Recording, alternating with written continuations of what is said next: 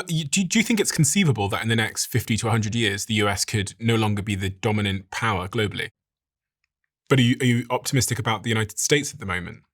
The United States is very much a big picture. No, I think it's very much in this issue. So if I go down my list, it definitely has this debt money economy problem. It definitely has the internal conflict power in which there's a fight between the left, the hard left and the right, due to wealth and values gaps and people not believing that the system will work for them. And so democracy is at risk because they don't believe this. They're not going to follow the rules, in the sense they don't believe the rules are going to. Number three, it's of course the leading one side in this great power conflict of the world, right? In other words, yes, between the United States and the one side, let's say, and China and the allies, their allies on the other side. I mean, in the news, you just saw the meetings of Xi, Putin, Modi, and that group over there walking down, and okay.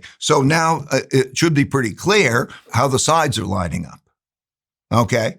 It's always better to be in a place that's not in one of those wars. Like, stay out of wars.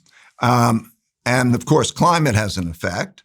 And of course, then we have technology. The United States and China are in the big technology competitions. The others are really not in the game. They don't have the money, this innovation and talent, in a sense, to play at that scale, and so on. So we have a great, technology war, which can be used to create great advances, but at the same time could be used for great conflicts. And so now the question is going to be, who wins the technology war? Because the winner of the technology war is going to win all wars, okay? In other words, they'll win the economic war. They'll win the geopolitical war because technology. And I'm not saying anything that hasn't repeated through history. Give me that historical context, if you can, just for people. The technology, for example, nuclear. Yeah. Nuclear won World War II. And does this cycle go back further than just... Oh, no, it goes back. That book, okay. In order to understand these things, because I have to bet on what's going to happen, I'm a global macro investor, I studied the last 500 years of history. And it happens over and over again in all cases.